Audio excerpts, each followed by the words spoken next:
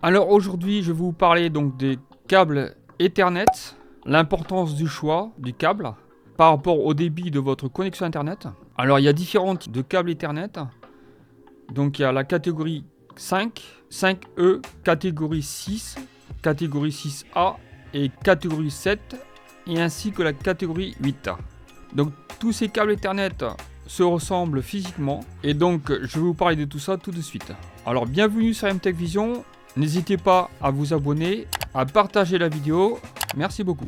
Donc pour vous parler donc du catégorie 5, un câble Ethernet qui est sorti en 1999, donc après la catégorie 4. Donc la catégorie 5, un câble Ethernet avec des fréquences à 100 MHz.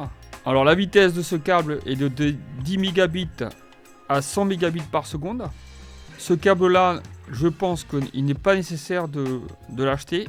Vous allez perdre en débit par rapport à votre connexion Internet, puisqu'aujourd'hui les connexions Internet sont à peu près 1 gigabit théorique. Et donc en fait, donc le catégorie 5, 10 mégabits et 100 mégabits, que c'est mégabits, donc c'est divisé par 8. Si vous prenez 100 mégabits, ça vous fait 12 mégas par seconde.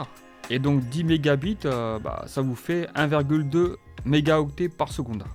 Après, vous avez le catégorie 5E. C'est un câble qui a été mis à jour donc, en 2001.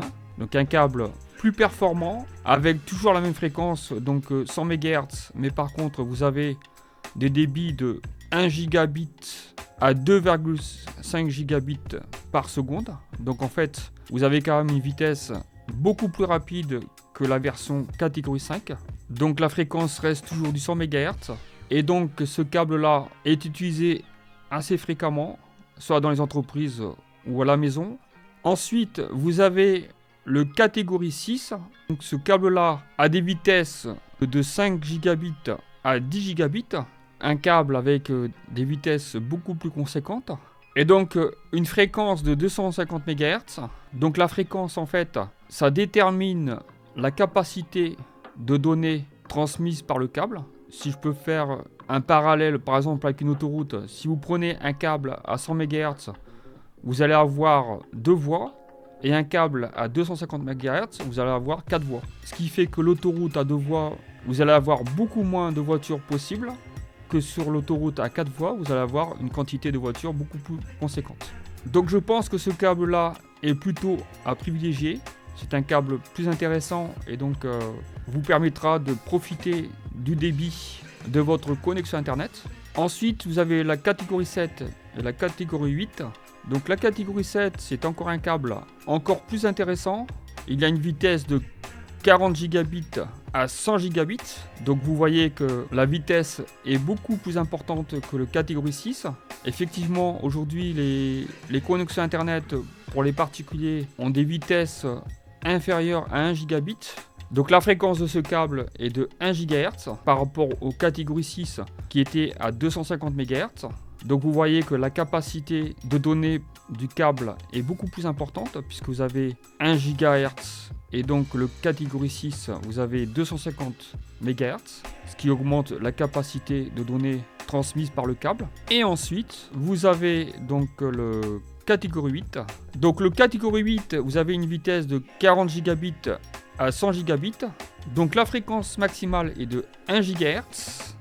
Donc la longueur maximale pour ce type de câble, si vous partez sur du 40 gigabits, ce sera de 55 mètres. Pour du 100 gigabits, ce sera de 40 mètres. Donc les autres câbles, par exemple catégorie 6 et catégorie 5, ont une longueur maximum de 100 mètres.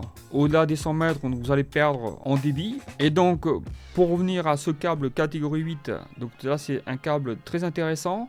Après, dont je vous parle, donc les câbles Ethernet sont très importants quand vous reliez par exemple un point d'accès à un routeur, une box avec du Wi-Fi 5 et que vous achetez par exemple un point d'accès de Wi-Fi 6 ou de Wi-Fi 6E. Si vous reliez donc votre point d'accès Wi-Fi avec un câble qui est par exemple la catégorie 5, vous va être limité en vitesse de transmission, vous allez perdre en capacité de transmission. Donc du coup, si vous avez donc du Wi-Fi 6 ou du Wi-Fi 6E, mais que votre câble Ethernet qui est relié à votre box réduit la vitesse de votre réseau. Donc ça ne sert à rien d'avoir du Wi-Fi 6 puisque le câble Ethernet diminue la vitesse par sa capacité et par sa fréquence. Un autre paramètre des câbles, c'est que vous avez des câbles différentes qualités. Vous avez des câbles qui sont 100% cuivre. Donc le fil qui sont à l'intérieur, c'est du 100% cuivre. Mais vous avez également des câbles qui sont avec des matériaux différents, cuivre et autres matériaux, autres métals. Et donc le problème de ces câbles va réduire la vitesse de 70% et une stabilité moins fiable que si vous avez un câble avec du 100% cuivre. Donc voilà, c'est tout ce que j'avais à vous dire sur les câbles Ethernet. J'espère que cette vidéo vous aura intéressé. Si c'est le cas, vous pouvez laisser un petit pouce vers le haut. N'hésitez pas à vous abonner, partager la vidéo, à laisser un commentaire, poser des questions, je vous répondrai avec plaisir. Et je vous dis à très bientôt pour une autre vidéo. Ciao ciao!